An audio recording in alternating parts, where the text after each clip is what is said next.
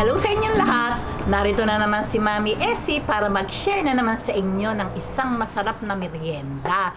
Dahil nalalapit na naman po ang Chinese New Year at marami po tayong tikoy, gagawa po tayo ngayon ng pinasarap na tikoy. Gagawa po tayo ng ube cheese tikoy. Pero bago po tayo mag-umpisa, kung kayo ay nasa Facebook, don't forget to follow, like, and share. At kung nasa YouTube naman po, wag lang kalimutang mag-subscribe at pindutin ang bell button para lagi kayong updated sa ating mga bagong video. Ngayon, narito po ang ating mga kakailanganing sangkap. Gagamit po tayo ng ube tikoy, pero pwede din po naman na kung gusto nyo yun lang pong plain, nasa inyo po yun. Cheese, hiniwa ko lang po yan ng ganyang kakakapal at kalalapan. Sugar, at syempre po itong ating lumpia wrapper. Ngayon po, umpisahan na po natin yung paggagawa.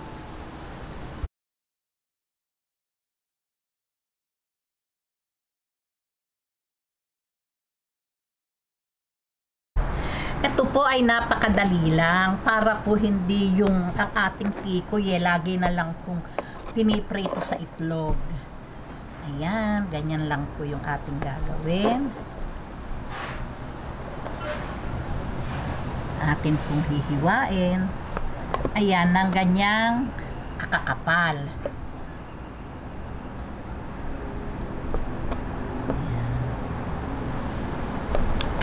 Hiwain lang po natin lahat.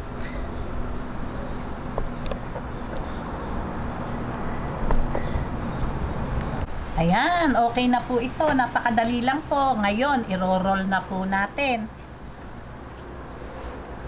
Ayan, pinaghiwalay-hiwalay ko na po yung ating wrapper. Ganito lang po yung ating gagawin. Lagay po natin itong tikoy. Patungan natin ng cheese.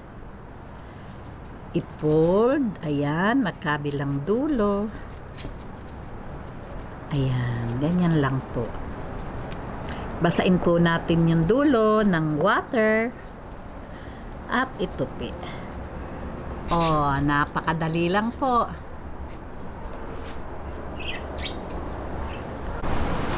Ayan, ganyan lang po paulit-ulit lang po natin gagawin. Napakadali lang po at meron na po tayong masarap na merienda. Ayan. Ibilot. Basain yung dulo. Ayan.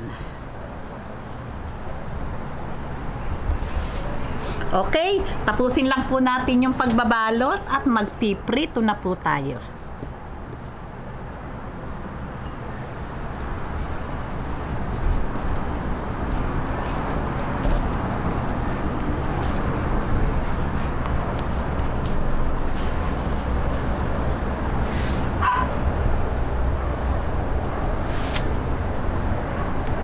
Ayan, ngayon po, nabalot na po natin. Uumpisahan na po natin yung pagpiprito. Ayan, kailangan po mainit yung mantika. Kasi po, ang lulutuin lang po natin dito ay yung wrapper. Ayan.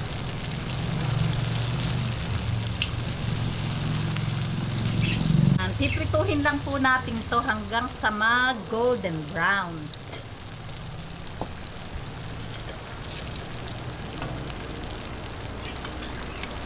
Ayan, ganyan lang po. Ayan, pagka po ganitong golden brown na, ayan, biningin po muna natin lahat. Lalagyan po natin siya ng sugar para po ba siyempre po para po magkaroon ng konting tamis.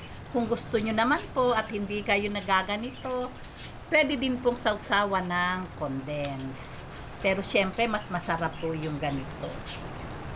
Ayan.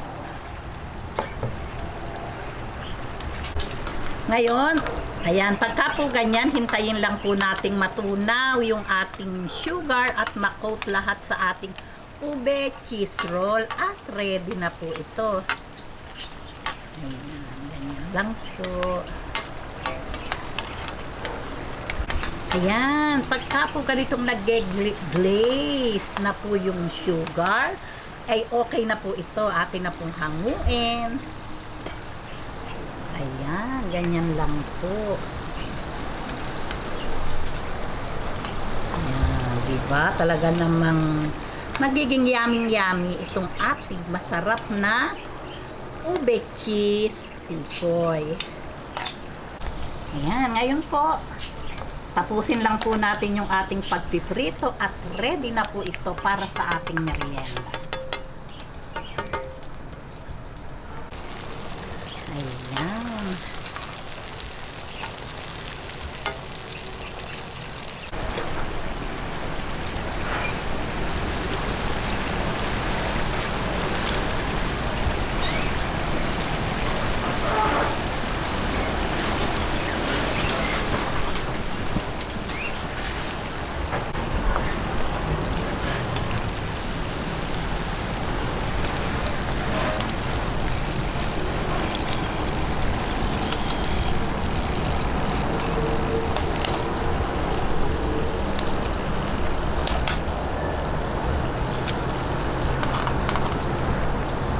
Ayan, heto na po naman talaga ang napakayaming ube cheese tikoy.